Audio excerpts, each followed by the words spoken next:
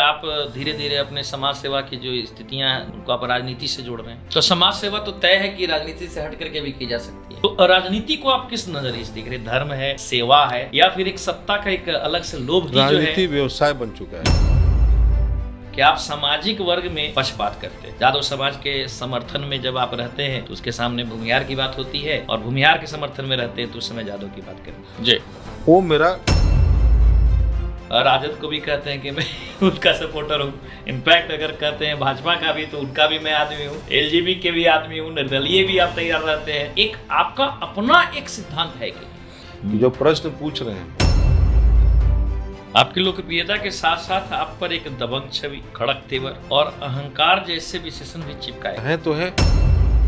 आप आसपास के लोगों के बीच में इर्द गिर्द बाउंसरों को रखते हैं, जबकि ये पटना में नहीं रखते। तो ये आप मानने के लिए तैयार नहीं है कि ये अपना स्टेटस सिंबल है।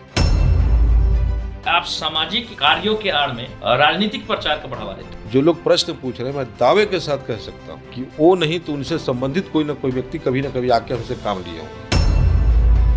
5 किलो अनाज और चावल दे करके आप जो फोटो खिंचवाते हैं, ये कहीं ऐसा तो नहीं है कि चीजें सिर्फ दिखाने के लिए चीजें हो रही हैं? अनाज हम अब आपको दे देंगे, आप वहाँ जाइए, आप अपना फोटो डालिए। जो मदद करे फोटो के लिए वो सेवा नहीं सौदा है, और गरीब की आंख में आंसू किसी नेता की दिवाली का इस्तेहार होता है। पहले बांटिए, फिर उसके बाद प्रश्न पूछ लीजिएगा। आप पॉलिटिकल अप्रोच को हावी होने के लिए आप मीडिया पर दबाव डालते हैं। तो मेरा न्यूज क्यों नहीं छपा? धूप में भी छांव जैसे संघर्षों में मुस्कान है, जो राह दिखाए और खुद भी चले वह पहचान है।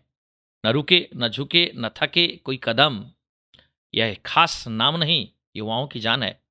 नमस्कार, मैं अरविंद कुमार धीरज आपका स्वागत करता हूं हमारे इस खास प्रोग्राम फेस्ट विथ गेस्ट में।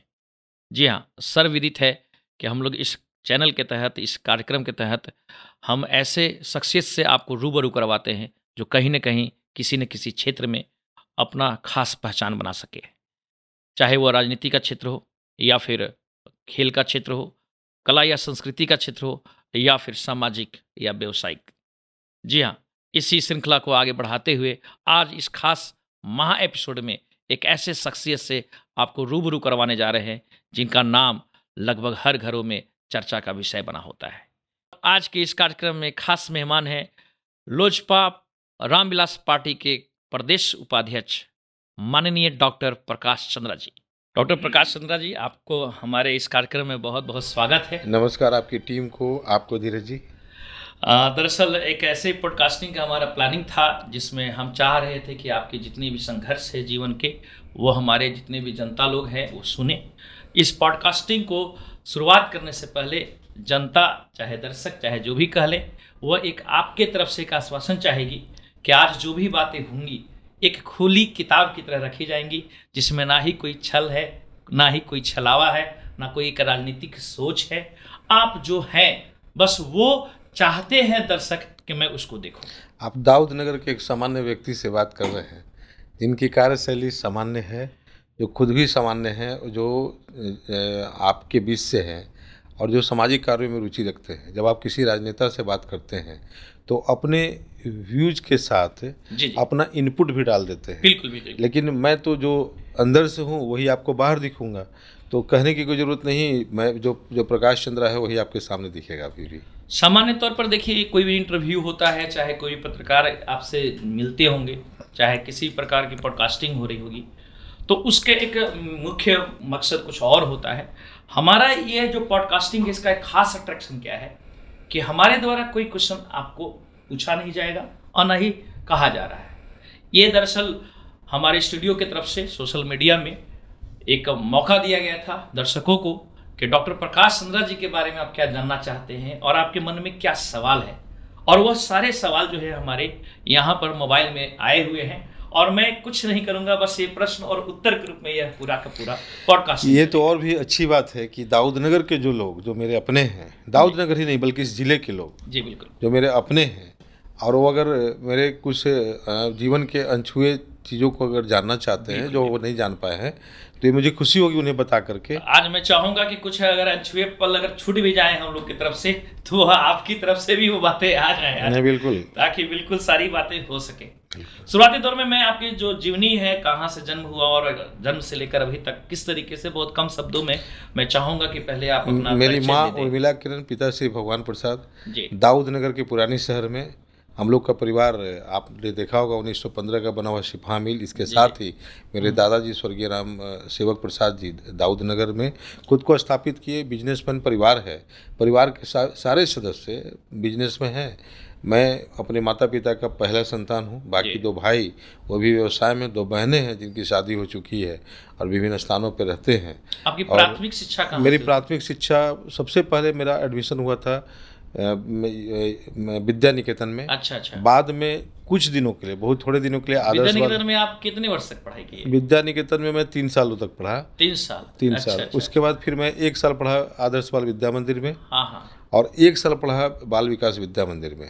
बिल्कुल, जो कचहरी के पास, पहले कचहरी वहीं। हाँ, जो रजिस्ट्री ऑफिस के ठीक जी, सामने हुआ करता था।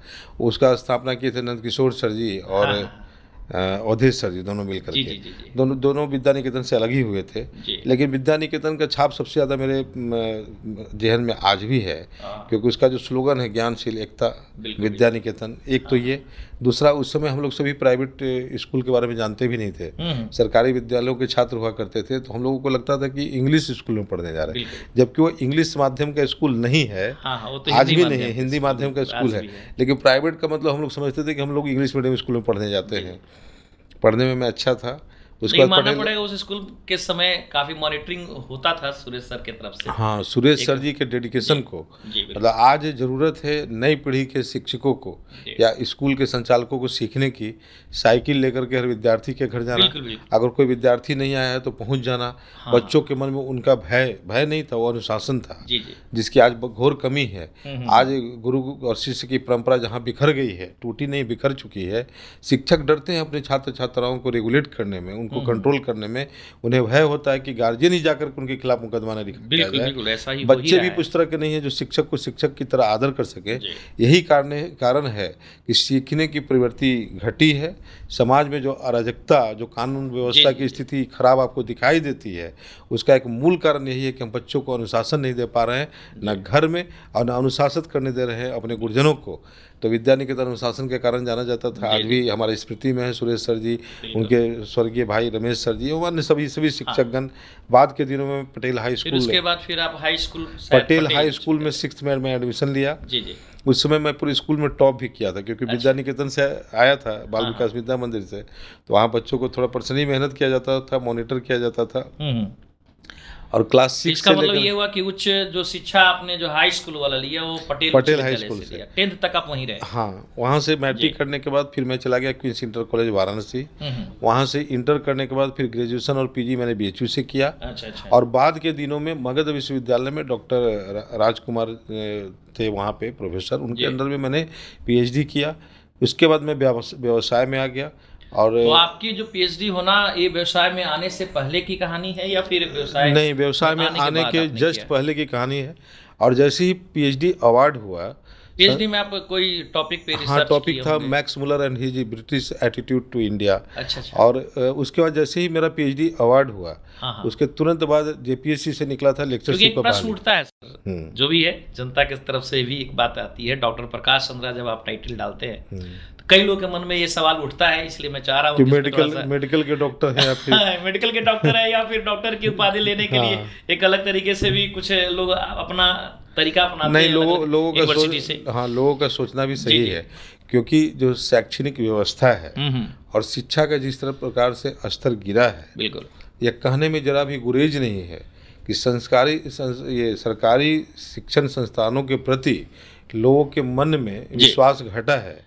और यह कहने में, स्वीकार करने में जरा भी मुझे संकोच नहीं है कि अगर आज की जो शैक्षणिक व्यवस्था है और खासकर जो चिकित्सा की व्यवस्था है, वो पूरी तरह प्राइवेट संस्थानों के हाथों में है। और वो मजबूरी है लोगों की, बिल्कुल। क्योंकि जब आप विश्वसनीय शिक्षा न दे पाएंगे, गुणवत्तापूर्ण शिक्षा नहीं दे पाएंगे, लोगों को चिकित्सा की सुविधाएं नहीं दे पाएंगे, तो लोग अभाव में उन प्राइवेट संस्थानों की तरफ रुख करेंगे। जैसे एक ट्रेंडिंग भी आया है, सुनने को मिलता है, जैसे कभी कभी कोई लोग जो होते हैं जो पढ़ाई बीच में ही रुक देते हैं, बाद में फिर अपने क्षेत्र में बहुत अच्छा भी करते हैं, तो कुछ यूनिवर्सिटी लोग जो होते हैं उनको एक स्पेशल उपाधि भी देते हैं डॉक्टरेट की। हम मानद तो उपाधि दिया जाता जी है जी ना। बिल्कुल दिया जाता तो है। मानद कई मानद लोगों को उपाधि नहीं मिला, और मैंने कभी भी किसी चीज़ को खैरात में नहीं लिया है। जी हर चीज़ को हम लोगों ने मेहनत से हासिल किया है, और हम व्यवसायी वर्ग हैं। जी जी और जो उद्यमी होता है वो उद्यम में विश्वास करता है। और एक और चीज़ है, आप मानद उपाधि अगर ले भी लेते हैं, आपको जो सेटिस्फैक्शन होना चाहिए वो नहीं हो पाता है। बिल्कुल।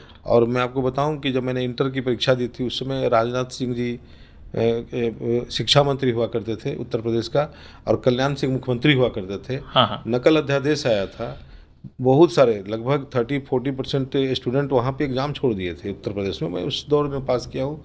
मैंने पढ़ाई ईमानदारी से की है, बचपन बहुत सादगी से बिताया है। अच्छा, पटेल उच्च विद्यालय में जब पढ़ाई करे थे कुछ स्मृतियां याद है, कुछ पटेल उनसे कुछ घटनाएं? उच्च विद्यालय का जब मैं बात करूँगा ना, तो क्योंकि उस समय शायद कोई प्रिंसिपल शानदार कोई थे, शानदार सत्यनारायण बैच सिंह। था। जी और उस बैच से इतने अच्छे अच्छे निकले। हाँ एक उमेश सिंह रागी, हाँ हाँ हाँ वो भी जॉब करता है, एजी ऑफिस में है। हाँ हाँ। एक बनारसी मठ साहब के लड़का संतोष जी हुआ करते थे। अच्छा अच्छा। वो सूरत उस में सब आप ही के बैच हाँ, के थे? डॉक्टर नहीं सब सीनियर है हमारे। अच्छा, आपके सीनियर हम स्कूल की बात कर रहे हैं। हाँ हाँ स्कूल। देखिए, जिस स्कूल में सीनियर्स अच्छे होंगे, जी जूनियर्स उस रास्ते पर चलेंगे। अच्छा अच्छा अच्छा। और ये आप देख लीजिए कि आप अगर, चूंकि आप खुद एजुकेशनिस्ट हैं, और आपने दाऊद नगर को न सिर्फ बेहतरीन संस्थान दिया है, जी बल्कि अप टू मार्क के आपने अच्छे स्टूडेंट को सिलेक्ट करके उन्हें तराशा है, जी। और अच्छा रिजल्ट आपने दिया है। दाऊद नगर के लिए गौरव का विषय है आज विजन क्लासेज। लेकिन ये मानना पड़ता है कि जिस समय आप लोग जब अध्ययन कर रहे थे उस समय सरकारी विद्यालयों का क्रेज प्राइवेट स्कूल से भी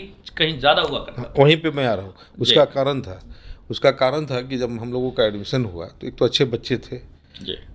गुरुकुल वाली परंपरा भी वहाँ थी। कृष्णनारायण बाबू वहाँ के प्रिंसिपल हुआ जी करते जी, थे। काफी कड़क माने जाते और थे। वो गुलमोहर का पेड़ था, उसको तोड़ करके लड़का लोग को छड़ी तोड़ दिया करते थे। हाँ। उस समय के गार्जियन कंप्लेन करने उनके पास नहीं जाते थे, बिल्कुल, बिल्कुल। बल्कि और बोलते थे कि इसको और अच्छे से पिटाई करिए। उसके अलावा खुद से फूलों में पानी डालना, जी, खुद से अगर कहीं स्कूलों की सफाई करना, गंदगी वो तो सारी सफाई चीजें, करना। बिल्कुल। तो मैंने वैसा व्यक्ति, इतना समर्पित मैंने शिक्षक नहीं देखा है। चंद्रदेव बाबू शिक्षक थे, उनका बच्चों के साथ लगा। उपाध्याय जी थे, उनके क्लास में आते ही पिन ड्रॉप साइलेंट हो जाता था। ऐसे ऐसे लोग थे। उमा बाबू थे। और काफी अलग नजरिए से देखा जाता था उस समय जो भी सरकारी टीचर के जो भी थे, काफी ज्यादा अलग। लेकिन मैं आपको एक और बात बताता हूँ जी, कि बताइए। वही एक दौर था जहाँ क्रीम बच्चे पढ़ करके आपको गुजरात, दिल्ली वगैरह वगैरह गए। हाँ हाँ। और उस दौर में शुरू हो गया था अराजकता भी। अच्छा, प्रतिदिन छुट्टी के बाद बच्चों का मारपीट का ये दृश्य आपको देखने को बिल्कुल मिलता। बिल्कुल देखने को मिलता था। शायद यहाँ पे मोड़ पर, नहर अक्सर पे, ये नहर पर राष्ट्रीय ये स्कूल चीजें, के पास, राष्ट्रीय स्कूल के स्कूल पास। इंटर स्कूल फाइट हुआ करता था। अक्सर मुझे याद है, मैं उस समय काफी छोटा था, आदर्श शिशु शिक्षा निकेतन में पढ़ता था। पर डे कुछ न कुछ शाम को छुट्टी हुआ, कुछ न कुछ घटनाएं हो रही और हैं। जातीय दबंगता का वो दौर था। हाँ बिल्कुल, ये चीज जाति विशेष का दबंगता था। जी। बच्चों की पिटाई भी उसी आधार पर हुआ करती थी। गांव गांव में विभाजन था। वह एक दौर था जब अच्छे बच्चे जा रहे थे पढ़ाई करके अच्छी जगहों पे, और वैसे भी बच्चे वहाँ पे आ रहे थे, तो आगे के माहौल को ख़राब करने का ये संकेत था। उसके बाद से उन स्कूलों की गुणवत्ता गिरी है। शिक्षक भी वो ऐसे नहीं रहे। पहले पटेल स्कूल में एडमिशन के लिए लोग पैरवी कराया करते थे, और वो दौर अब चला गया। जी। उसके बाद फिर हम लोगों ने पढ़ाई के बाद जेपीएससी से निकला हुआ था लेक्चरशिप का, तो मैंने उसके लिए इंटरव्यू दिया। जेपीएससी को उसमें चेयरमैन हुआ करते थे दिलीप प्रसाद, झारखंड पब्लिक सर्विस कमीशन से। तो मेरा सिलेक्शन हुआ था लेक्चरशिप के लिए। अच्छा। और सेम टाइम में मेरा, चूँकि जिले का लेक्चरशिप में सिलेक्शन होने के बावजूद भी आप उसको छोड़े, क्योंकि सेम टाइम में मेरा गैस एजेंसी हुआ। अच्छा। दाऊद नगर का। अच्छा, एक कॉमन से एक, पता नहीं, हम लोग भी अपने जितने भी पुरानी पीढ़ी है उनसे भी सुनते आए, गैस एजेंसी के आपके हाथ में आने का एक अलग स्टोरी है शायद कुछ। नहीं, गैस एजेंसी का क्या है ना कि हम लोगों का पूरा परिवार ही नहीं, बल्कि हम लोग मीन्स पूरा दाऊद नगर का लोग औरंगाबाद सिलेंडर लेने जाता था। जी जी। और 3 बार लौट के आता था सिलेंडर को खाली, फिर चौथी बार में उसको गैस मिलता था। दिन भर के जद्दोजहद के बाद, यानी कि एक सिलेंडर के लिए लोगों को कम से कम 4 बार औरंगाबाद का चक्कर लगाना होता था, और जितना का गैस होता था उससे ज़्यादा उन लोगों को बस का किराया देना पड़ता था। आपको एजेंसी लेने के लिए काफ़ी स्ट्रगल करना पड़ा। पता चला कि रातों रात आप मुंबई चले गए थे। हाँ, तो उसमें क्या हुआ ना कि जब गैस एजेंसी के लिए मैं लगातार कोशिश कर रहा था, तो पहला बार जब इंटरव्यू बोर्ड बना उस समय रीता वर्मा जो रणधीर वर्मा की वाइफ थी, धनबाद की सांसद, उसकी चेयरमैन हुआ करती थी, बना, उस बोर्ड को कैंसिल कर दिया गया। एप्लीकेंट बहुत थे, 200-250 के आसपास थे। दूसरा बार फिर बोर्ड बना, उसमें हाई कोर्ट के रिटायर्ड जस्टिस थे, उस बोर्ड को में भी फिर से कैंसिल हो गया। फिर थर्ड में हुआ, दाऊदनगर पेंडिंग में चला गया। एक गैस एजेंसी औरंगाबाद में था, एक जमहोर में था। तो मुझे लगता था कि इस अनुमंडल में होना चाहिए। उसी दौर में भारत पेट्रोलियम के एक ईडी हुआ करते थे, नाम लेना उचित नहीं होगा। तो उनके ब्रदर इन लॉ के साथ मैं मुंबई गया घूमने के लिए। तो उनके बंगलों में मैं ठहरा था। तो उनसे मैंने रिक्वेस्ट किया कि आपको दाऊदनगर के लिए भी मैं एक गैस एजेंसी देना चाहिए। तो वो बोले कि मिनिस्ट्री से सैंक्शन होता है, लेकिन अभी होने वाला है तो मैं डाल दूंगा। एक बात तो खुशी का देखना होता है, औरंगाबाद हो चाहे गया हो, अक्सर मैंने देखा है कि वहाँ पर सिलेंडर की किल्लत होती है। बट जब से आपने अपने दाऊदनगर क्षेत्र में आपने इस एजेंसी को संभाला, तब से लेकर के आज तक मुझे याद नहीं है कि कब सिलेंडर की कमी रही है हमारे क्षेत्र में। तो ये जो जुड़े आप ये व्यवसाय से, सिलेंडर वाले जो भी गैस वाला, उससे पहले ही आप व्यवसाय में आ गए थे या फिर नहीं? वही पहला मेरे पिताजी का दाऊदनगर में फर्टिलाइजर का एजेंसी हुआ करता था। मैं स्कूल के बाद उनके व्यवसाय में भी हाथ बटाता था। अच्छा। मेरे फादर खुद कभी भी फर्टिलाइजर की एजेंसी में नहीं बैठते थे। वहाँ पे स्टाफ्स रहते थे, लेकिन व्यवसाय में मेरी रुचि थी, तो मैं वहाँ पे जब भी पार्ट टाइम होता था मैं उसमें हाथ बटाता था। उसके अलावा भी मैंने कई बार अपने स्तर से भी कोई छोटे मोटे काम दूसरों के साथ मिलकर के किया है। उस दौर में मुझे ये पता चला है कि व्यवसायी स्तर तक तो आपके पिताजी अपने काम में रहते थे जी। साथ में आपका जब हाथ बटाना रहा, तो उसी समय के दौर में शायद आप कुछ राजनीतिक लोगों से भी मिलना जुलना। हाँ, नहीं, आपको जब मेरा मूछ भी नहीं था। अच्छा। और मैं पढ़ता था 9th क्लास में, तो उस समय मैं तत्कालीन सांसद, उस समय सांसद नहीं थे, विधायक थे। साधु यादव जी से। अच्छा। हाँ, साधु यादव का नाम सुभाष आया हुआ है यहाँ पर। सुभाष यादव जी से, अच्छा, लालू जी से मैं बहुत क्लोज हो गया था 9th क्लास से। 9th क्लास से। अच्छा। और उन लोगों से मेरी नज़दीकी हो गई थी, और इस लेवल पर था कि मैं फ़ोन से भी किसी का पैरवी, मतलब लैंडलाइन हुआ करता था, उससे भी मैं पैरवी कर देता था, वो काम हो जाता था। और एक बार का वाकया है कि सुरेश मेहता जी जो अभी विधायक रह चुके औरंगाबाद का, वो औरंगाबाद से विधायक थे, वो गए थे मिलने के लिए इनके यहाँ, साधु जी के यहाँ। वो बाहर वेट कर रहे थे घंटों से कि गेट पे अंदर बुलाया जाए। मैं अपना, उस समय का मार्शल गाड़ी हुआ करता था, मैं अंदर डायरेक्ट चला गया। तो रामावतार जी अब नहीं है जीवित, उनसे वो बोले कि इस लड़का में क्या गुण है जो हम विधायक हैं बाहर खड़ा है, अभी डायरेक्ट गाड़ी से ही तो अंदर घुस गया। यानी काम निकलवाने के जो अंदर से जो है नहीं, आपका बताते हैं अरविंद जी, यहाँ पे बहुत सारे लोग हैं। अच्छा। और बहुत सारे लोगों ने खुद को शैक्षणिक क्षेत्र में स्थापित करने की कोशिश की, बिल्कुल, लेकिन बच्चों को जो वाइब्स आपसे मिल पाया जी। मैं आपके संस्थान में, मुझे याद है कि एक बार कार्यक्रम में गया था, उतने एनर्जी के साथ मैंने बच्चों को आज तक नहीं देखा है। मैं पॉडकास्ट पे हूँ इसलिए नहीं कि आप सामने हैं। जी जी। यहाँ पे ज्ञान गंगा है, वो भी प्रतिष्ठित स्कूल है। बिल्कुल। यहाँ पे विद्या निकेतन है, प्रतिष्ठित स्कूल है। विवेकानंद है। सब मेरे परिवार के सदस्य हैं। सारे डायरेक्टर मेरे बहुत क्लोज हैं, सब मेरे पारिवारिक हैं, आप ही की तरह मेरे क्लोज हैं। लेकिन बच्चों के अंदर जो मैंने उस समय तरंग देखा ना, वो कहीं नहीं देखा। तो ऐसे ही क्या होता है ना कि आपके अंदर से जो वाइब्स होता है, लोगों से अटैच करता है, और ये आता है आपके ऑनेस्टी से। अगर आप किसी के साथ जा रहे हैं, चालाकी से काम निकलवा रहे हैं, दलाली कर रहे हैं, पैसा कमा रहे हैं, आपको कभी प्रतिष्ठा नहीं मिल सकती है। लेकिन आप ईमानदारी से किसी ज़रूरतमंद को लेकर के जा रहे हैं, सामने वाला आपकी आंख को देख के समझ जरूर जाता है, थोड़ा देर भी लगे, कि आदमी आता है ईमानदारी से और निश्चल भाव से आता है। तो ऐसे ही उस समय हमारा करीबी हुआ करता है। अच्छा, आप इसको किस नज़रिए से देखते हैं? मान लीजिए आप किसी का पैरवी कर दिए, या किसी का काम अटका हुआ है, उसका पूरा हो गया आपके कहने से या फिर रिसोर्सेज लगाकर, इसको आप समाज सेवा देख रहे हैं या आप एक राजनीतिक से? नहीं, समाज सेवा। मैं बताऊं कि हम लोगों का परिवार में कोई राजनीति में है नहीं। हाँ, राजनीति से दूर दूर तक वास्ता नहीं है। बिल्कुल। खुद राजनीति को मैं बहुत पसंद आज भी नहीं करता। राजनीति को पसंद आप आज भी नहीं करता? आज भी नहीं करता।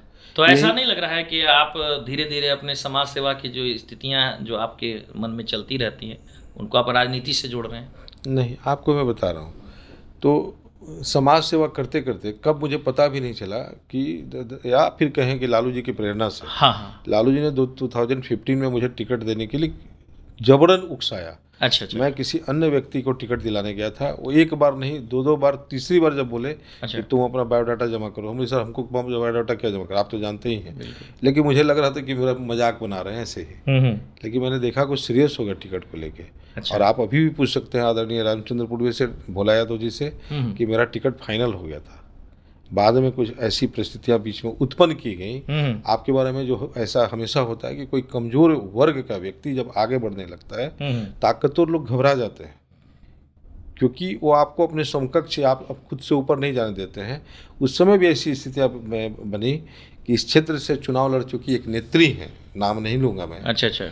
तो उन्होंने कुछ लोगों को फैब्रिकेटेड करके भेजा और वहाँ जाकर के उन लोगों ने कहा कि प्रकाश चंद्रा को टिकट नहीं मिलना चाहिए, इसको देने से यादों में उबाल आ जाएगा, असंतोष हो जाएगा।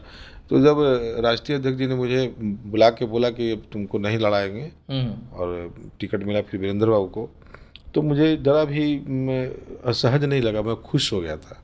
अच्छा। मुझे लगा कि मैं समाज सेवा करता हूँ, अभी मैं निर्विवादित हूँ, कोई मेरे से जलता नहीं है, ईर्ष्या नहीं लगता है।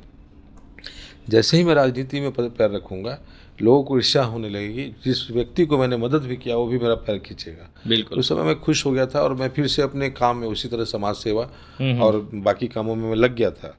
लेकिन मैंने बाद के दौर में मैंने देखा कि लोगों को ईर्ष्या हो गई। अच्छा। और मुझे विरोध झेलना पड़ा। फिर क्या होता है, जब आप लड़ने लगते हैं किसी चीज़ से लेकर के, तो लड़ते लड़ते प्रकृति आपको उस काम के लिए चुन लेती है और फिर वो लड़ाई आपकी अपनी नहीं, आपके लोगों की बन जाती है। बिल्कुल। वही मेरे साथ हुआ। फिर मुझे लगा मतलब आप राजनीति में आप आ रहे हैं इसलिए ताकि आप जो है समाज सेवा से थोड़ा सा ही हट करके ही आप इसको समझेंगे? नहीं, राजनीति को कुछ सोच करके नहीं आ रहे हैं।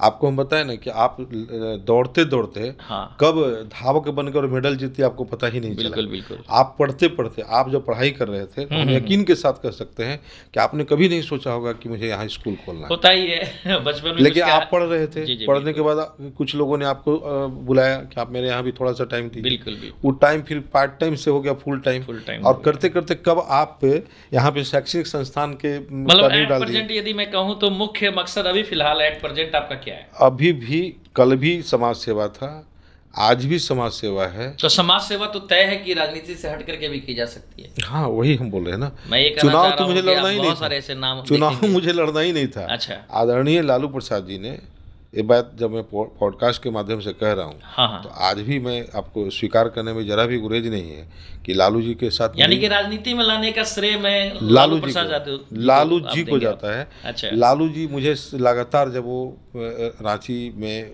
हॉस्पिटल में थे और उस समय लगातार वो हमको बोलते थे कि तुमको अब लड़ना है। और उसी कड़ी में हुआ कि ऋषि यादव जी हमसे, चूँकि उनसे हमारा अच्छा रिश्ता आज भी है, कल भी था, बिल्कुल पारिवारिक था। उनकी माता जी भी बोली कि प्रकाश जी इनको लाइनअप करवाइए और लोजपा से इसका टिकट मैनेज करवाइए दिनारा के लिए। अच्छा अच्छा। मेरा लोजपा में कोई परिचय नहीं था। मैं चंदन जी जो नवादा के सांसद थे, पूर्व सांसद, तो वो मेरे छोटे भाई की तरह हैं, दोस्त भी हैं। तो मैंने उनको कहा कि आप मिलवा दीजिए। चंदन जी ने चिराग जी से मिलवाया। अच्छा। कोरोना काल था, बावजूद उसके उन्होंने ही मैनेज करके मिलवाया चिराग जी से ऋषि जी को।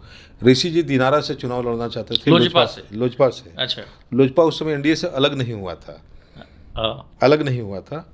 और ये बात लालू जी को भी पता है। लालू जी को मैंने वो सारी रिकॉर्डिंग सुनाई थी, उन्होंने देखा था। और मुझे मेरा ये, चूँकि ऋषि जी और उनकी माता जी डॉक्टर कांति सिंह जी को ये पूरी तरह से विश्वास था कि यहाँ से प्रकाश चंद्रा छोड़ के किसी को टिकट नहीं मिलने जा रहा है।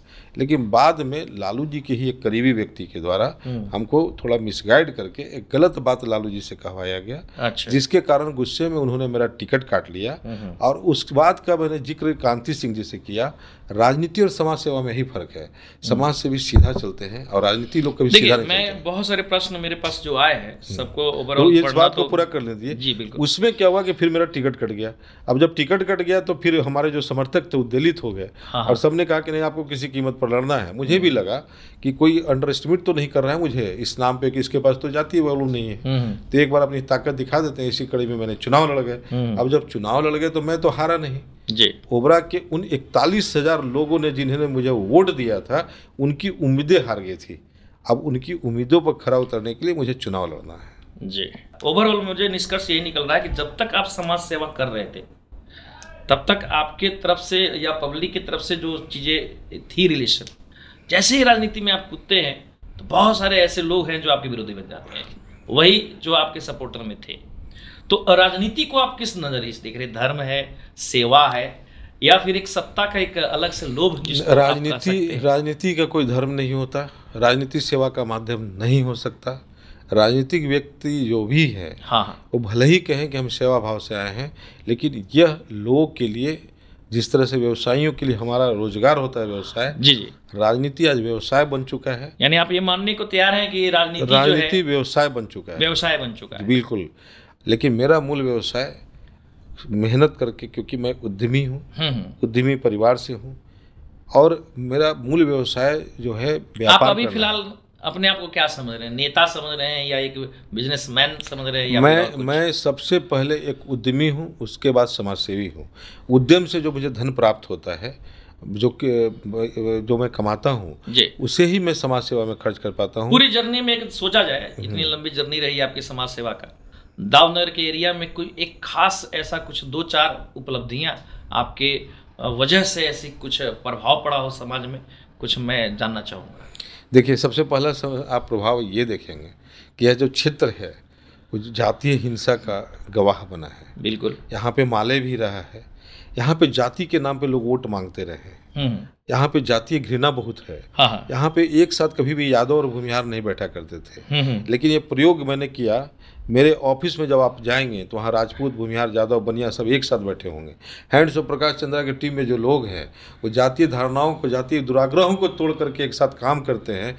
मैंने लोगों के अंदर, खासकर उन युवाओं के अंदर जो भटक सकते थे, भटक गए थे, जो बाइक लेकर के लहरिया इससे संबंधित एक क्वेश्चन है जो मैं टोकना चाहूँगा, क्योंकि ये बात उठी इसीलिए मैं बता रहा हूँ। ये पता नहीं अभी राजनीति से ओतप्रोत है या फिर जैसे भी हो, एक गंभीर आरोप है कि आप सामाजिक वर्ग में पक्षपात करते हैं। पता नहीं ये क्या है, तो आपको जवाब देना होगा।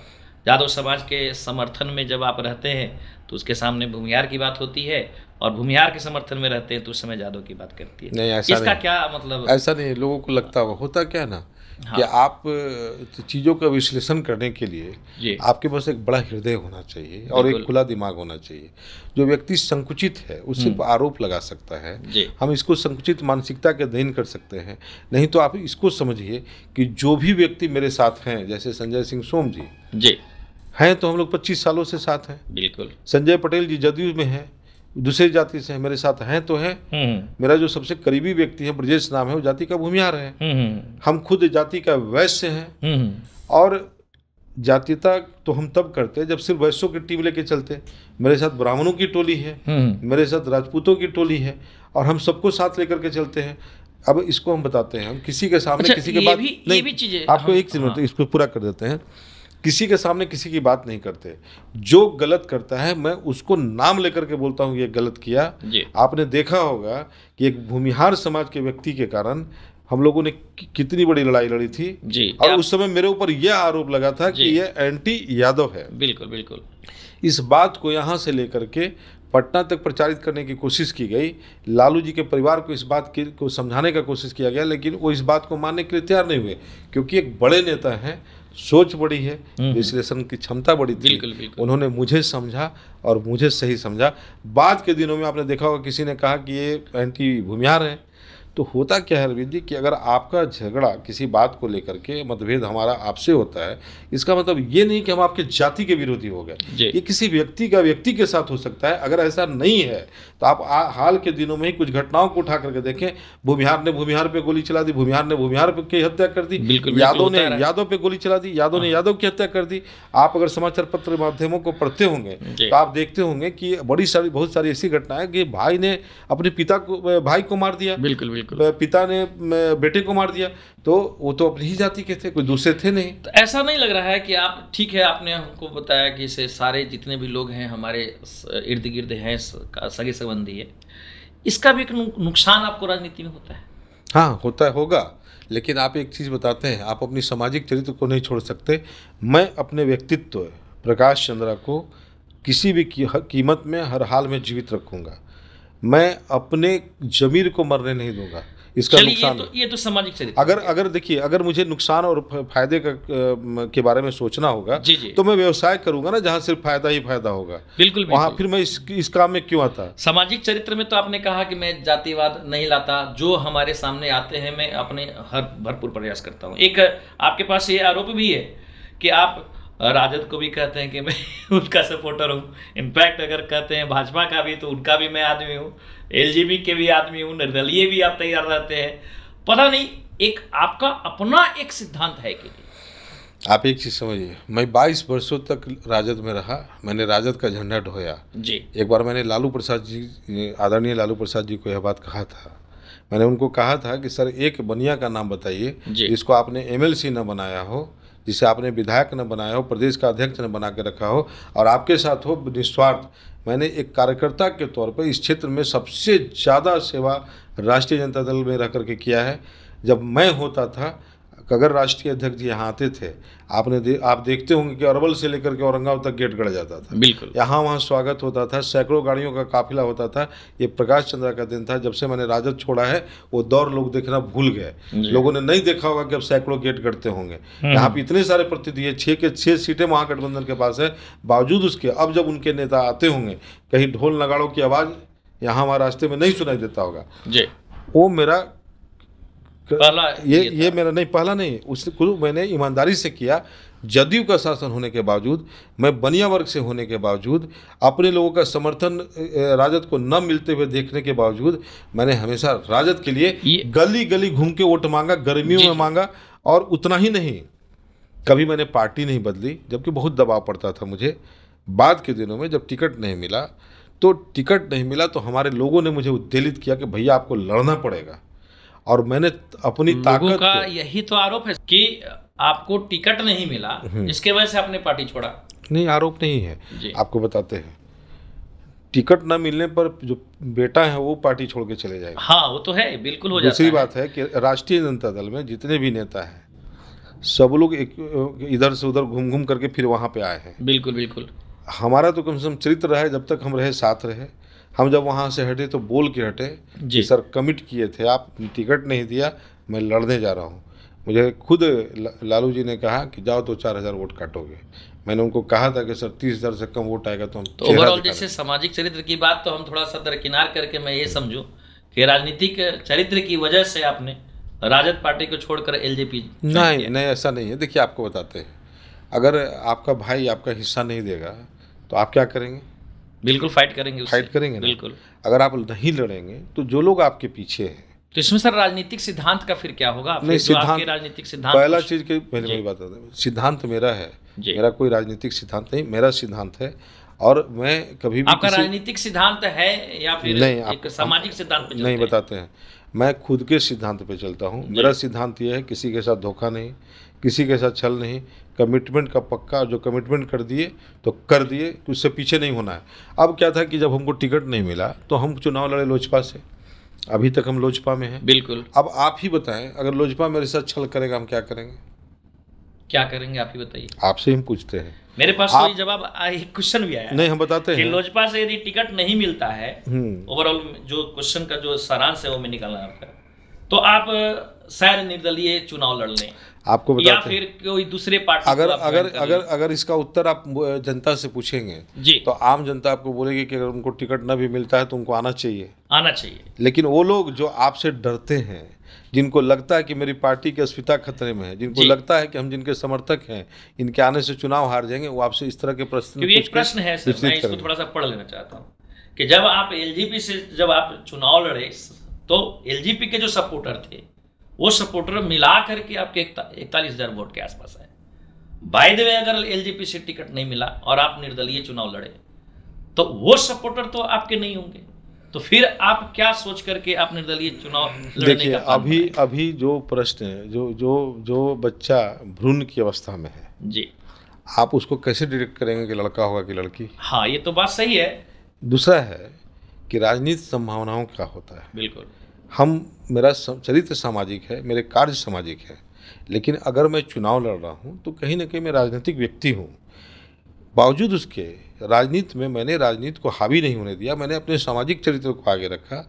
जो लोग प्रश्न पूछ रहे हैं, मैं दावे के साथ कह सकता हूँ कि वो नहीं तो उनसे संबंधित कोई ना कोई व्यक्ति कभी ना कभी आके हमसे काम लिए होंगे। अच्छा। और मैंने उनका काम किया होगा जी। कोई भी व्यक्ति आए, मैंने कभी नहीं देखा कि लोजपा का कार्यकर्ता है, आरजेडी का है कि भाजपा का है। मैंने मानव को मानव के तौर पे लिया और प्रकृति ने जो मुझे शक्ति दी है उस शक्ति का पूरा प्रयोग लोगों के समस्याओं के समाधान के लिए किया। आज भी मुझे पॉडकास्ट में आने में जो विलम्ब 4 घंटा हुआ, मैं लोगों की समस्याओं को निपटा रहा था। अच्छा। और वो जो लोग थे उसमें भाजपा के भी लोग थे, माले के भी लोग थे, राजद के भी लोग थे, और मैंने सबका काम किया है। अब होता क्या है कि जो लोग भी डरे लोग हैं, जो लोग समाज को कुछ नहीं देते, आप उन्हीं को पैर खींचते देखेंगे। नकारात्मक बात वही लोग करेंगे और वैसे लोगों को उत्तर आप देते रहें, वो आपको दलील देते रहेंगे। आप उनके प्रश्नों में उलझने के बजाय आप लोगों की समस्याओं को सुलझाएं। आपकी लोकप्रियता के साथ साथ आप पर एक दबंग छवि, कड़क तेवर और अहंकार जैसे विशेषण भी चिपकाए गए। देखिए, एटीट्यूड तो होना ही चाहिए, एटीट्यूड जरूरी है। आप अगर सांप हैं तो डोरवा सांप से कोई बच्चा भी डरेगा, ढेला फेंक करके भाग जाएगा ना।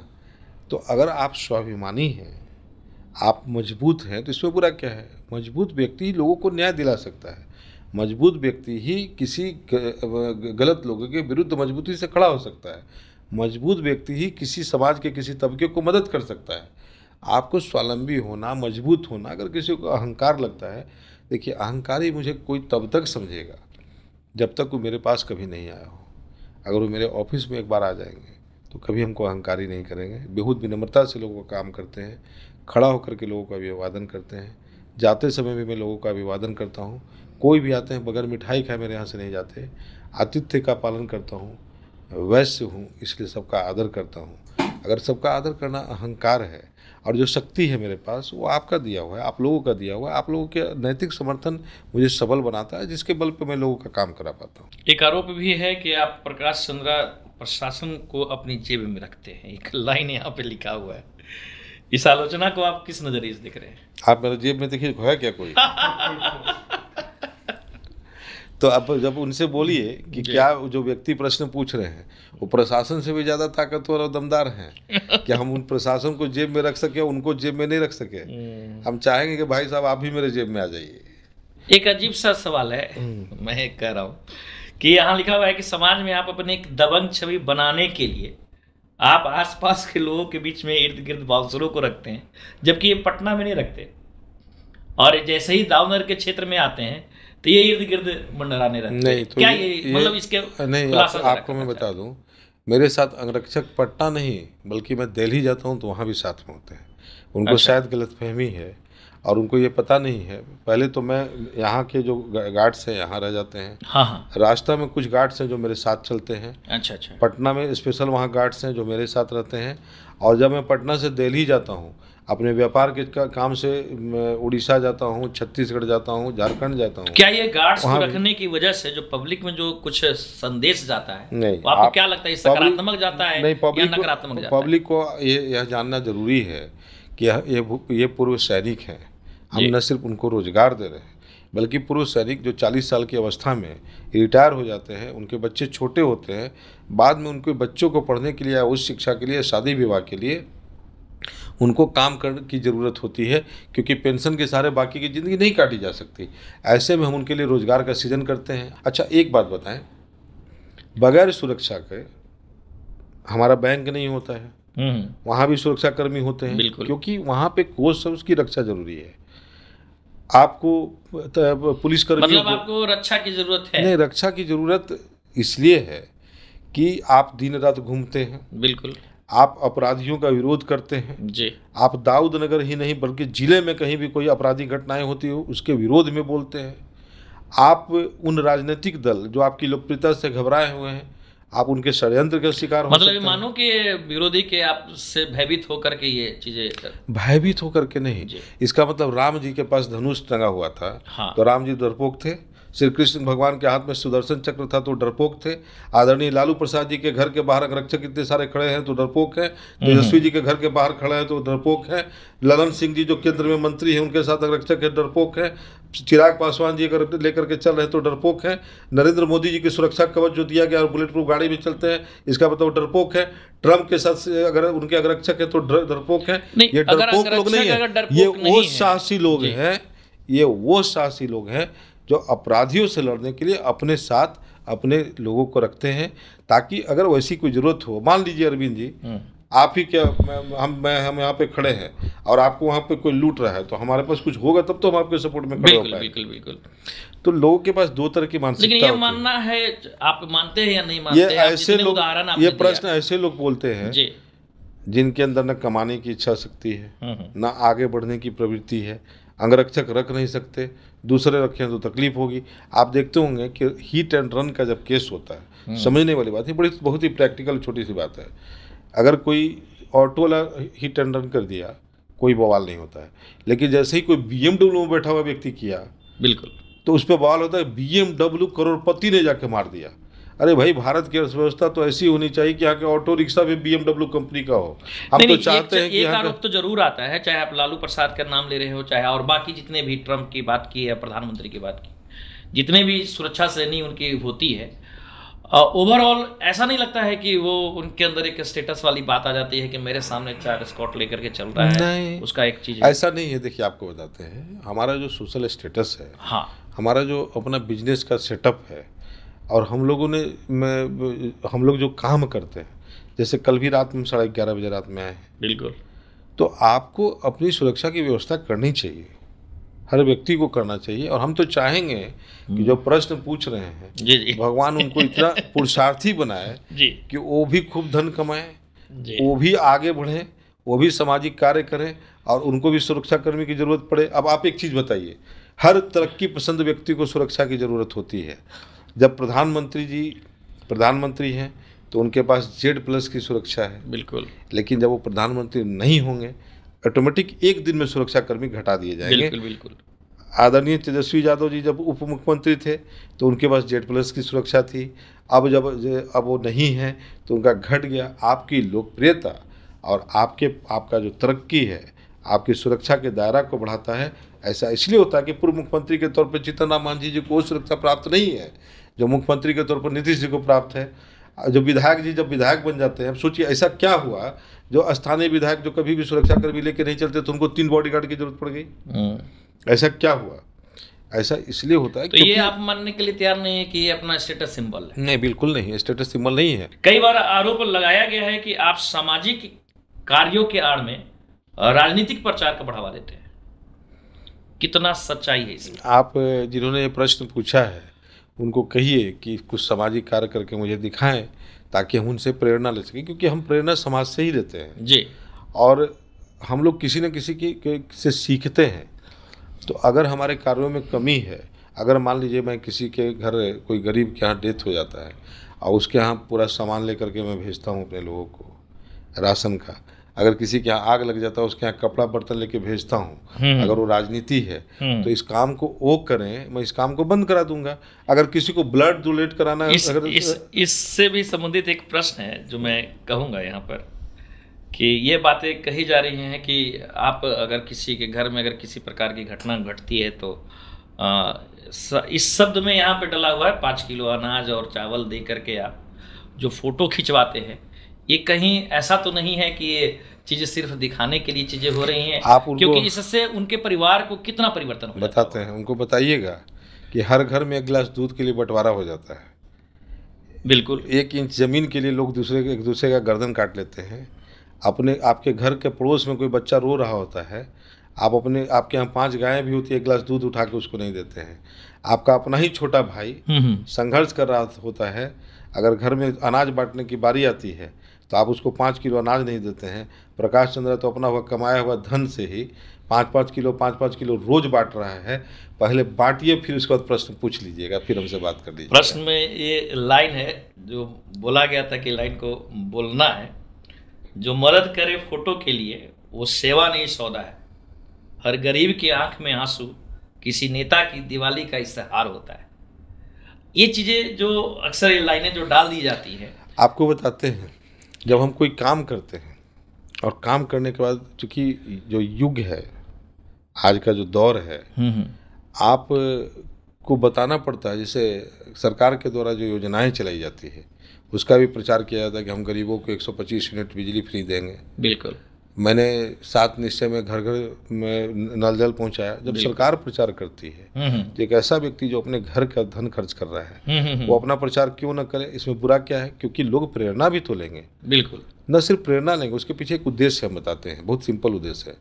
अनाज देते हुए, किसी को पैसा देते हुए, मैं लोगों को 20 पैसा भी बांटता हूँ जिनको ज़रूरत होती है। कल भी एक बीमार व्यक्ति को दिया हूँ पैसा, आज भी दे कर गया हूँ। अच्छा। तो मेरा फोटो कभी नहीं छपता है, फोटो उनका छपता है ऐसे युवा जो अगर जिनको रचनात्मक कार्यों में न डाला जाता तो शायद ऐसे वैसे इधर उधर घूम रहे होते। आज वो जाते हैं अनाज पहुँचाने, उन लोगों को तो कोई हम लोगों के द्वारा पारिश्रमिक नहीं दिया जाता है, तो उनको लगता है कि हमारा प्रचार हो रहा है। अच्छा। मतलब हम सेवा भाव से गए, उनके यहाँ अनाज दिए, मेरा फोटो भैया अपने स्टेटस में डालेंगे, अखबारों में छपेगा, और इसलिए युवा प्रेरित होकर के इस काम में मेहनत करते हैं। जिस व्यक्ति ने भी यह लिखा है उनको आप मेरे तरफ से या पॉडकास्ट के माध्यम से अनुरोध करेंगे कि यह अनाज हम अब आपको दे देंगे, आप वहाँ जाइए, आप अपना फोटो डालिए। आप फोटो डालने के लिए भी तो सुबह जग जाइए। जब हैंड्स ऑफ प्रकाश चंद्रा के युवा सुबह 6 बजे जग करके तैयार होकर के और अपना बाइक लेकर के, कभी कभी गाड़ी नहीं होता तो अपना बाइक लेकर के जाता है लोग, और गांव तक सामान को ढो करके पगडंडी में उनके यहाँ पहुंचाता है, बदले में उसका फोटो छप जाता है, उसके अंदर प्रेरणा आती है, युवा उससे जुड़ते हैं हमारे साथ। कभी अनाज देते हुए मेरा फोटो नहीं छपता है, उनको यही बताइए। और ये भी बताइएगा उनको कि आपके जैसे नकारात्मक लोगों के द्वारा इस तरह के प्रश्न पूछे जाने से जो सकारात्मक लोग हैं कहीं ना कहीं वो इस तरह के काम को करना ही छोड़ देते हैं। ये तो बातें आएगी, आरोप प्रत्यारोप तो आती ही है। इससे 2 फायदा है, आपको बताते हैं। पहला फायदा तो ये है कि युवा आसानी से चले जाते हैं इस रचनात्मक कार्य को करने के लिए, और दूसरा फायदा होता है कि लोगों को यह पता होता है कि एक व्यक्ति ऐसा है जो हमको मदद करेगा। बिल्कुल। दूसरा है कि जो मदद पहुंचता है, जिसको 5 किलो बोलते हैं, हमको मेरा दावा है कि एक गिलास भी किसी को मैं चावल नहीं दान में देते होंगे। वो परिवार खुद से फ़ोन करते हैं और उनको जब पहुंचने में मदद देरी होती है तो वो बार बार फ़ोन करते हैं। अच्छा यार, 100 रुपया कोई किसी को नहीं देता है। अब कोई व्यक्ति किसी के यहाँ 5,000 का सामान भेज रहा है, आप उसका मजाक उड़ा रहे हैं, कम से कम काम जो कर रहा है उसको करने दीजिए। चीज़ें हैं सोशल मीडिया से बहुत सारे लोग के अपने अपने विचार होते हैं, जो विचार यहाँ पे आया है वही मैं रख भी रहा हूँ। अगला कहानी यहाँ पे ये आ रही है कि आप पॉलिटिकल अप्रोच को हावी होने के लिए आप मीडिया पर दबाव डालते हैं। मीडिया में किसी व्यक्ति को मैं नहीं आज तक बोलता कि मेरा फोटो छापिए, मेरा न्यूज़ छापिए। और मैं आपको एक बात और बता दूं कि मीडिया में जितने भी लोग हैं, यहाँ नहीं जिला में कोई भी लोग हैं, आप उनसे पूछ लीजिएगा कभी प्रकाश चंद्रा का फ़ोन नहीं गया होगा कि मेरा न्यूज़ क्यों नहीं छपा। मैं आज तक ये सब काम नहीं करता, मैं काम में विश्वास करता हूँ। सबसे बड़ी जानकारी आपको मैं ये दे दूँ कि मेरे मोबाइल में सोशल मीडिया का कोई ऐप नहीं है, न मैं फेसबुक पे हूँ, न मैं ट्विटर पे हूँ, न मैं इंस्टा पे हूँ। मेरे ग्रुप के लोग जो चिंटू मिश्रा जी हैं उनके द्वारा ये सब चलाया जाता है। मैं ये सब काम नहीं करता, मुझे इतना फुर्सत भी नहीं कि अपनी मैं इन सब चीज़ों को देखूं। इवन व्हाट्सएप पे जो मैसेज मेरे को आता है मैं उसको भी नहीं देखता, पेंडिंग रहता है। मैं किसी लड़के को देता हूँ कि इसको पूरा डिलीट कर दो, क्लियर कर दो। और मैं लोगों को बोलता हूँ कोई भी ज़रूरी काम हो आप मुझे फ़ोन करें। बहुत लोगों की शिकायत होती है कि मैंने व्हाट्सएप पे आपको भेजा था, आप मेरे घर नहीं आए, मैंने न्योता दिया था। मैं उनको सीधा बोलता हूँ यार फ़ोन कर दिया करिए, मैं व्हाट्सएप नहीं देख पाता हूँ क्योंकि मेरे पास इतने काम हैं। मैं लोगों की समस्याओं का समाधान ढूंढता हूँ। मैं उनके काम के लिए उनके पेन को अपना पेन बना लेता हूँ। उनके काम के लिए मैं मिलों की सफ़र करता हूँ, संबंधित लोगों तक जाता हूँ, उनके लिए लगातार प्रयास करता हूँ। अगर कोई व्यक्ति और करता हो तो आप उनको मेरे सामने खड़ा कर दीजिए। अगला प्रश्न एक चीज़ और भी आया है आपके टीम में कुछ ऐसे चेहरे हैं जिन पर आपराधिक या विवादास्पद आरोप लगे हुए हैं, तो आप उनको अपने साथ जोड़कर क्यों रखते हैं?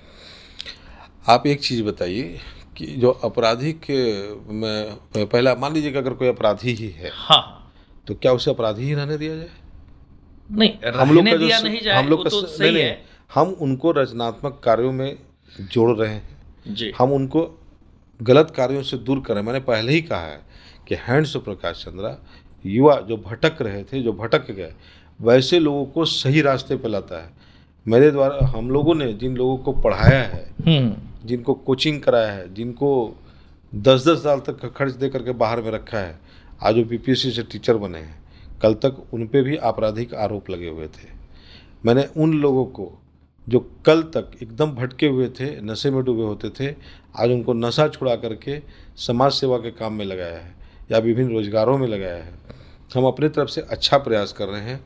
अब क्या आप बताएं कि जिन्होंने प्रश्न पूछा है, उनका कोई भाई अगर भटक गया, उनका भाई अगर नशा करता क्योंकि होगा, इसमें एक और चीज़ जुड़ी हुई थी कि आपका विरोधियों का कहना है कि आप युवाओं को इस्तेमाल करते हैं, तो जब आप जिस तरीके से तो उन्होंने जरूरत तो पड़ती है उत्तर खुद उसके ही दे दिया कि आपके विरोधियों का कहना है, तो जो विरोधी हैं वो तो विरोध करेंगे ही। और युवाओं का इस्तेमाल करना कहाँ बुरा है? बुरा तो ये है कि उनका गलत इस्तेमाल अगर गलत इस्तेमाल ना करें। अगर अच्छा इस्तेमाल करें तो इसमें बुराई कहाँ है? बिल्कुल बिल्कुल। राजनीति में आपकी पार्टी बदलने को कुछ लोग अवसरवाद मान रहे हैं, क्या आप अवसरवादी हैं? आपको कि कौन क्या सोचता है उससे फ़र्क नहीं पड़ता है। मैं जानता हूँ कि मैं क्या हूँ। अगर मैं कुछ नहीं होता तो शायद आप पॉडकास्ट नहीं कर रहे होते। इनके पास इतना टाइम कैसे मिला कि वो हमारे लिए व्हाट्सएप पे मैसेज लिख करके भेज रहे हैं, वो हमारे बारे में सोच रहे हैं। बिल्कुल बिल्कुल। मैंने लोगों को इस लेवल पे लाया है जी कि आज प्रकाश चंद्रा के बारे में लोगों को सोचना पड़ता है। यही हमारी उपलब्धि है। अगला कहानी ये आ रही है कि कुछ आपके से रिलेटेड कुछ विवादित वीडियो, कुछ विवादित क्लिप्स, ऑडियो क्लिप्स वगैरह रिलीज होते रहते हैं और इसके बारे में चीज़ें हो जाती है कि समाज में उसका एक नकारात्मक प्रभाव पड़ता है। तो इसके बारे में जहाँ पॉजिटिव एनर्जी रहेगा वहाँ नेगेटिव एनर्जी आएगा। और आप देखिए ना कि जो बैटरी खरीदते होंगे तो उसमें एक टर्मिनल पॉजिटिव एक नेगेटिव होता है, उससे जो ऊर्जा निकलती है उससे बिजली बनता है। तो आप एक चीज़ समझिए कि समाज में जो नकारात्मक लोग हैं वो आपकी नकारात्मक छवि बनाएंगे, अपनी गलती तो कभी स्वीकार करेंगे नहीं, दूसरे पे आप आरोप लगाएंगे। यह महत्वपूर्ण है कि आरोप लगा कौन रहा है। देखिए आरोप तो तय है कि लगाएंगे वही जो आपके विरोधी होंगे या फिर आपके कामों से वो संतुष्ट नहीं लगाएगा। हाँ। मेरे राजनीतिक विरोधी कहें ऋषि जी हैं, मेरे पे आरोप नहीं लगाएंगे, मैं उन पे आरोप नहीं लगा सकता क्योंकि मैं जानता हूँ कि उनकी छवि बुरी नहीं है, बिल्कुल व्यक्ति बुरे नहीं है, उन्होंने कभी यहाँ अपराधियों को बढ़ावा नहीं दिया है। उसी तरह मैं सुनील बाबू मेरे प्रतिद्वंदी थे, हाँ, बारून के रहने वाले हैं, उस शिक्षाविद हैं, मैं उनके बारे में कभी कोई टिप्पणी नहीं करता, वो मेरे बारे में टिप्पणी नहीं कर सकते। प्रमोद चंद्रवंशी जी मेरे खिलाफ चुनाव लड़े हैं, मैं उनको आज भी बड़ा भाई मानता हूँ। सोम प्रकाश जी मेरे निकटतम मित्र हैं, वो मेरे खिलाफ चुनाव लड़े थे। अजय जी राष्ट्रीय लोक मोर्चा से यही तो बात कही जाती है कि आप सबके हैं। अच्छा एक बात बताएं, क्या आप राजनीति में इसलिए आए हैं कि आप लोगों के बीच घृणा बांटें? आप इसलिए आए हैं कि आपका दायरा विस्तृत हो, आप लोगों को अपना सकें, आप ज़्यादा से ज़्यादा लोगों के काम आ सकें। हम अगर व्यापार भी करते हैं तो आप सोचिए कि मेरे बहुत सारे बिजनेस हैं, तो ऐसा थोड़ी है कि मेरा पेट्रोल पंप है तो बगल के पेट्रोल पंप वाले से हमको बात नहीं करना चाहिए, मेरा गैस एजेंसी है तो बगल वाले गैस एजेंसी से बात नहीं करना चाहिए। भाई वो भी व्यक्ति है, हम दोनों अपना अपना किरदार निभा रहे हैं। वो अपने पार्टी के आइडियोलॉजी के साथ हैं, कास्ट के आइडियोलॉजी के साथ हैं, हम अपने समाजवाद के आइडियोलॉजी के साथ आपके बीच हैं। आपके पास पसंद के लिए ढेर सारे ऑप्शन हैं। अगर मेरा काम बुरा है तो आपके पास लोकतंत्र ने आपको अधिकार दिया है कि जब आप वोटिंग मशीन पे जाएं तो काम के आधार पर लोगों को वोट दें। बिल्कुल। लेकिन वोट देंगे आप जाति के नाम पे, पसंद करेंगे जाति के नाम पे, पसंद करेंगे पार्टी के नाम पे, खुद की आइडियोलॉजी नहीं आपके पास। अच्छा, इसके बारे में एक कॉमन सी राय है, एक बार हम सुने, यहाँ तक कि सुने क्या, मैं खुद वहाँ बैठा था जहाँ आपके एक विचार आया था। अचानक अभी बात आया कि राजनीति में अचानक सफल हो जाते हैं लेकिन इसके पीछे कोई विशेष आधार नहीं होता। अचानक अगर उसका किस्मत ठीक है तो सब चीज़ उसका सपोर्ट में आ जाएगा। अदरवाइज यदि किस्मत ठीक ना रहा तो हर चीज़ किया हुआ जो है वो बेकार हो जाता है। ये बातें रखी गई थी, अचानक कुछ उदाहरण भी आपने दिया था। सही बात है, आप खुद ही उठा करके देख लें, इसी क्षेत्र से जो विधायक बने, हाँ, किसी ने समाज में संघर्ष नहीं किया। आप रामविलास बाबू के दौर को हटा दीजिए, राधा राम जी को हटा दीजिए, और बाकी भी बहुत सारे लोग हैं जिन्होंने संघर्ष किया है, लेकिन बहुत सारे ऐसे नाम भी हैं जिन्होंने संघर्ष नहीं किया और अचानक उनको सब टिकट मिला, अचानक कहां से नाम आया, चुनाव जीत गए, कब जीत गए किसी को कुछ पता नहीं चला। तो इसके पहले ही आप देख लीजिए कि हम हमारे मित्र हैं ऋषि जी, लेकिन उनको कोई संघर्ष नहीं करना पड़ा। उन्होंने ओबरा के किसी व्यक्ति को एक गिलास पानी भी नहीं दिया, लेकिन यहाँ आए तो यहाँ से चुनाव जीत के चले गए। तो ये जातिवाद का प्रभाव था, ये पार्टीवाद का प्रभाव था। एक इंटरनल क्वेश्चन है, एक सिंपल सा लाइन में लिखा हुआ है, इसके रहस्य को आपको उजागर करना है। अंग्रेजों की संपत्ति इनकी ही संपत्ति क्यों हुई, कैसे हुई? ये लाइन कहीं जुड़ा है आपके साथ? अंग्रेजों की कहीं संपत्ति तो है नहीं। ब्रिटिश काल का मेरा सिपाहा वाल एंड राइस मिल है जो हम लोगों का लगाया हुआ है, अंग्रेज थोड़ी दे करके गए हैं। वहाँ पे इंग्लैंड का मशीन लगा हुआ है। अब मेरे पास है इंग्लैंड का जर्मन गाड़ी है, तो थोड़ी जर्मन वाले लोग फ्री में दे करके चले गए। अंग्रेज ने तो कोई संपत्ति दे के गया नहीं। मतलब ये बातें कही जाती है कि वो तो इंग्लैंड का पार्ट था, वो इंग्लैंड के ये चीजें कुछ नहीं, हम लोग का वो तो अपना लगाया हुआ, वो आपका अपना मेरे दादाजी का लगा हुआ, प्राइवेट कुछ चर्चा होती है शायद गर्ल हाई स्कूल के आसपास जो कुछ है उसके बारे में भी लोग बोलते हैं। तो गर्ल हाई स्कूल खरीदा हुआ जमीन है, वो शिव नारायण जायसवाल एंड कंपनी का जमीन है, उसको खरीदा गया। वो सब अंग्रेजों का जमीन नहीं था, लोग मतलब धारणा बना के रखे हुए। ना ऐसा कुछ इंग्लैंड में हमारे रिश्तेदार हैं नहीं। और अंग्रेजों ने अगर कोई संपत्ति दी है तो जिनको इसकी सूचना है बताएं, उनको बताने में भी 50% दे दिया जाएगा। आप भी रखिएगा, हम भी रख लेंगे। व्यवसाय से संबंधित एक जानकारी लोगों को, आप कौन कौन से बिजनेस में आप जुड़े हुए हैं? मेरा बहुत सारा बिजनेस लगभग है, अप्रॉक्स 1 2 3 करके बहुत सारा बिजनेस है। काउंट किया जाए तो कुछ काम किया जाए तो 100 बिजनेस है मेरा। 100 बिजनेस है। हाँ, कुछ बहुत सारा बिजनेस है, बहुत सारा काम है। अच्छा। उसको हम नहीं चाहेंगे कि पब्लिक अच्छा, देखिए अच्छा, होता अच्छा। क्या है ना, आप अच्छी नीयत से बोलेंगे, लोग बोलेंगे देखो अपने पैसे का धौंस दिखा रहा है। बिल्कुल। बाद में आप सोचिए कि आप लोगों को रोजगार देते हैं, आप एक तरफ पूर्व सैनिकों के नाम पे झूठ मूठ का रोना रोते हैं। हम उनको रोजगार देते हैं, हम उनको अपने साथ एकोमोडेट कर रहे हैं, अपने परिवार के सदस्य के साथ रख रहे हैं उनको। हम अपनी सुरक्षा में नहीं, हम अपनी सुरक्षा में बल्कि आपकी सुरक्षा के लिए उनका प्रयोग करते हैं।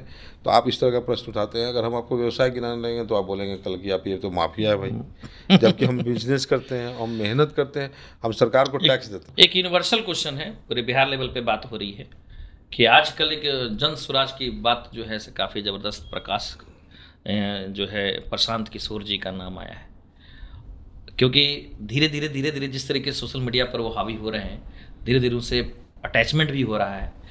तो उनके बारे में आपको क्या राय है? प्रशांत किशोर जन स्वराज में प्रशांत किशोर जी का जो आइडियोलॉजी है मुझे अच्छा लगता है। अच्छा इसलिए लगता है कि आपको मौका मिला तो आप जुड़ेंगे? नहीं, ऐसा नहीं। देखिए आप एक चीज़ समझिए, मौका मिलेगा, कोई मैं अवसरवादी नहीं हूँ, लेकिन अगर आप अवसर मुझे कोई नहीं देगा तो फिर नए अवसर का दरवाज़ा खोलना ये पुरुषार्थ है। आपको अगर किसी ने कोठरी में बंद कर दिया, आप वहीं बंद रहे, ऐसा नहीं होता है। आपका जन्म हुआ है, जन्म से मृत्यु के बीच का समय निर्धारित है, आपका युवा अवस्था भी निर्धारित है। इसी बीच में आपको अपने लिए, अपनों के लिए, अपने सपनों के लिए, अपने लोगों के उम्मीदों के लिए काम करना है। उस अवसर को आप छोड़ नहीं सकते, सिर्फ इसलिए कि आपके भविष्य का निर्धारण कोई बड़ी पार्टी का बड़ा नेता करेगा। अगर वो आपके भविष्य के बारे में नहीं सोच पाए तो इसका मतलब ये भविष्य ओबरा के लोगों से जुड़ा हुआ है, कहीं न कहीं ओबरा के लोग प्रभावित होंगे। मैं नहीं छोड़ सकता ओबरा को उन जातिवादी व्यवस्था के लोगों के साथ कि जो सिर्फ जाति के आधार पे यहाँ आकर के चुनाव जीत जाते हैं और चुनाव जीतने के बाद यहाँ से चले जाते हैं। एक कॉमन सा क्वेश्चन ये है कि पुराने जो अभी हैं करंट में, अब तो कुछ चुनाव आने वाला है, उनके बारे में आपको क्या लग रहा है कि ये विधायक पुनः क्यों नहीं बनने चाहिए? अगर बनने की इच्छा अगर जागृत है नहीं, देखिए आपको बताते हैं, हम अपने किरदार के बारे में बता सकते हैं। मुझे क्या करना आपके चाहिए? तो जनप्रतिनिधि है, पिछले 5 साल से वो रह चुके हैं, ठीक है। उनके बारे में आपका क्या कहना है कि आप किस रूप में उसको देख रहे हैं? दोबारा मैंने पूरे 5 साल तक उनकी कोई आलोचना नहीं की है, आगे भी उनकी आलोचना नहीं करूंगा। तो आलोचना नहीं की, इसका मतलब क्या वो आलोचना करने की स्थिति में नहीं थी? आपको बताते हैं, आलोचना करने से अच्छा है कि हम अपने सकारात्मक कार्यों पर ध्यान दें। बिल्कुल। और देखिए प्रवृत्ति क्या है राजनीति में, कोई भी व्यक्ति को आप देखेंगे, आप जब बात बोलते हैं कि प्रकाश चंद्रा इधर से उधर चले गए, हम उन लोगों से यह पूछना चाहते हैं कि वो पूछें, अगर वो जदयू के समर्थक हैं तो अपने नेता से पूछे कि कितनी बार किधर से किधर गए। भाजपा के समर्थक हैं तो उनसे पूछना चाहिए कि भाई जदयू जब आता है तो आप उसको अपने गोद में क्यों ले लेते हैं, आप बिहार के लिए विकल्प क्यों नहीं बनते। आपको पूछना चाहिए उन नेताओं से जिनका हमेशा से विरोध करते हैं एनडीए का, लेकिन नीतीश जाते हैं तो फिर उनको गले लगा लेते हैं। राजद वाले जदयू के साथ चले जाए, भाजपा वाले जदयू के साथ चले जाए, सही है। और प्रकाश चंद्र उनके लिए वो राजनीतिक भविष्य है। लेकिन प्रकाश चंद्र अगर ओबरा के लोगों के भविष्य के बारे में सोचता है, मैं राजनीति में अपना भविष्य नहीं देखता। इसीलिए मैं बार बार कहता हूँ कि 5 साल जो मुझे काम करने का अवसर मिलेगा, मैं उसमें इतिहास लिखूँगा, और जिसकी जिसकी गूंज आपके दिलो जहन में आने वाले 30, 40, 50 सालों तक रहेगा, उसको मिटाना इतना आसान नहीं होगा। मैं एक सोच के साथ इस काम में आया हूँ, मैंने अपने व्यवसाय को पीछे किया है, और मैं अपना सारा समय जब इसमें देता हूँ, अपना कमाया हुआ धन इसमें लगाता हूँ। तो ये उम्मीद ओबरा के लोगों के लिए है, सिर्फ विधायक बनने के लिए नहीं। अगर विधायक बनना होता तो बहुत आसानी से जितना पैसा मैं लोगों के पीछे, लोगों की सेवा में खर्च करता हूँ, आराम से मैं कहीं से भी कहीं में जाकर के विधायक बन सकता था, विधान पार्षद बन सकता था। आपने देखा होगा कि मैंने यहाँ के लोगों के लिए जिया है, उनके कष्टों में मैं दुखी होता हूँ। मैंने लोगों के सिर्फ राजनीति नहीं की है, मैं आज तक किसी सड़क जाम में भाग नहीं लिया हूँ। ऐसा कभी हुआ है सर कि अरविंद जी सुन लीजिए, दुर्घटना होने के बाद राजनीतिक दल के नेता क्या करते हैं, रोड जाम लगता है वहाँ पे जाके खड़ा हो जाते हैं, वीडियो को, सीओ को गाली देते हैं, कोसते हैं सरकार को, चले जाते हैं। सरकार में होते हैं तो सरकार तो फिर फ़ोन लगा करके अपने कर्तव्य का निर्वहन कर लेते हैं, विरोध में होते हैं तो सरकार को कोसते हैं। मैं बगैर कोशिश सिर्फ और सिर्फ काम करता हूँ, लोगों की सहायता करता हूँ, पीड़ित मानवता की सेवा करता हूँ। लोगों में और मेरे में अंतर है, इसको समझने की ज़रूरत है। लेकिन तब क्या है कि अगर आपने चश्मा ही लगा के रखा है जाति और विरोध का, तो इसको हटाया नहीं जा सकता। बाकी जैसे एक पार्ट बहुत इम्पोर्टेंट है, हैंड्स ऑफ प्रकाश चंद्रा के तो नाम आ ही रही है। किस किस रूप में हैंड्स ऑफ प्रकाश चंद्रा का जो आप उपयोग करते हैं समाज में सुधार लाने के लिए, हैंड्स उनके बारे में बताएं। हैंड्स ऑफ प्रकाश चंद्रा, न इसका कोई रजिस्ट्रेशन है, न किसी से अनुदान लेता। प्रकाश चंद्र आज तक किसी से कोई चंदा नहीं लेता है। यह एक सोच है एक युवा की। हम लोग बैठे हुए थे, एक बार लड़कों को मैं भेजता था लोगों की सहायता के लिए। जब सहायता के लिए मैं भेजता था तो मेरा शुरू से ही रहता था किसी का फ़ोटो वोटो नहीं लेना है, फ़ोटो लेने से सामने वाले को ह्यूमिलिएशन होगा। बिल्कुल। तो मेरे साथ में जो लड़के थे उन्होंने कहा कि भैया अगर फ़ोटो लेंगे तो लोग प्रेरित भी तो होंगे, और लड़के जुड़ेंगे हम लोगों के साथ, उनके अंदर सेवा की भावना भी तो आएगी। अगर आप उनको अपने स्टेटस में डाल देंगे, आप उनको समाचार पत्रों में डालेंगे, तो उन बच्चों को मोटिवेशन मिलेगा।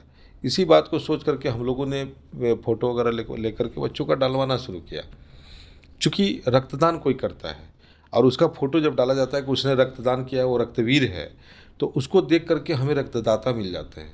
महत्वपूर्ण यह नहीं है कि मैंने रक्तदान कराते हुए लोगों का फ़ोटो लिया, महत्वपूर्ण यह है कि उस रक्त से जीवन बचा है, और मैंने हज़ारों लोगों को ज़िंदगी दी है। हज़ारों लोग रक्त की कमी से लोगों को मैंने मरने से रोका है। दाऊद नगर में कोई ब्लड बैंक नहीं है, लेकिन बावजूद उसके यहाँ के लोगों को ब्लड की कमी से मैंने मरने नहीं दिया। इस बात का महत्व लोगों को समझना चाहिए बगैर आलोचना के।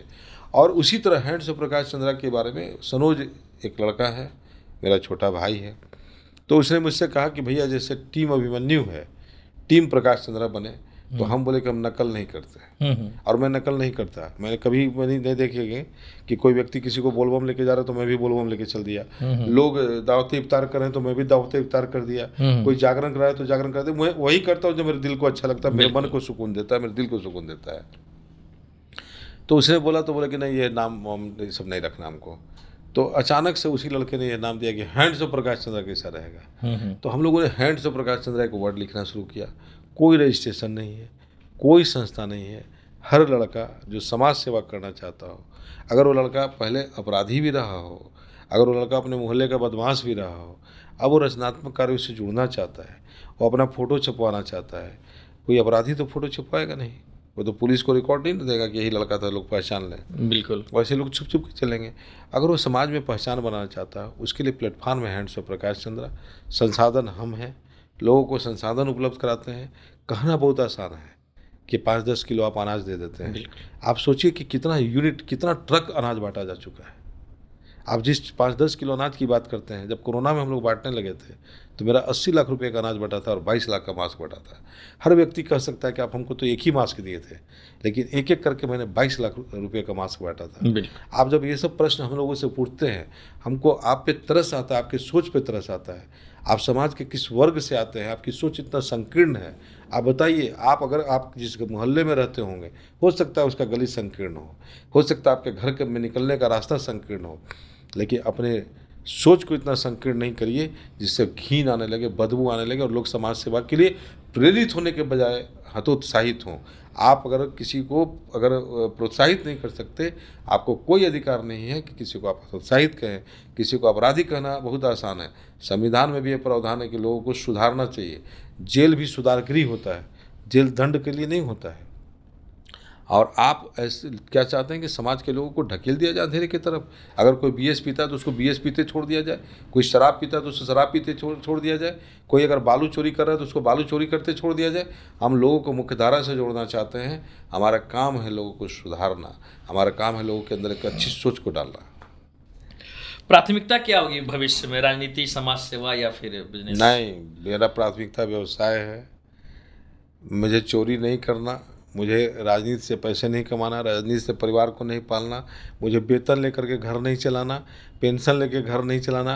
प्राथमिकता है कि अगर ओबरा विधानसभा ने मुझे नेतृत्व का मौका दिया तो जो विधायक आवास मिलेगा उस पर लिखा रहेगा औरंगाबाद आवास, और वहाँ जितने भी लोग जो पटना जाएंगे वो इसी कमरे में जाकर आराम करेंगे, अपना काम कराएंगे, और जो वेतन मिलेगा उस वेतन से वहाँ पर किचन चलेगा जिसमें लोग तीनों टाइम का भोजन निःशुल्क करेंगे।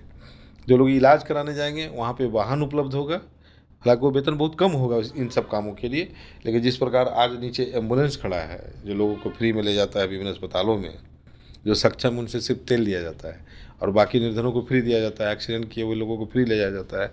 उसी प्रकार एक गाड़ी होगा जो लोगों को पीएमसीएच लेके जाएगा, एनएमसीएच लेके जाएगा, एम्स लेके जाएगा, जो छोड़ने जाएगा उनको स्टेशन पे, तो उनकी सेवा में पूरे समर्पण के साथ लगे रहना है और उनका जो सरकारी फंड से जो वेतन मिलेगा उन्हीं पे खर्च कर देना है।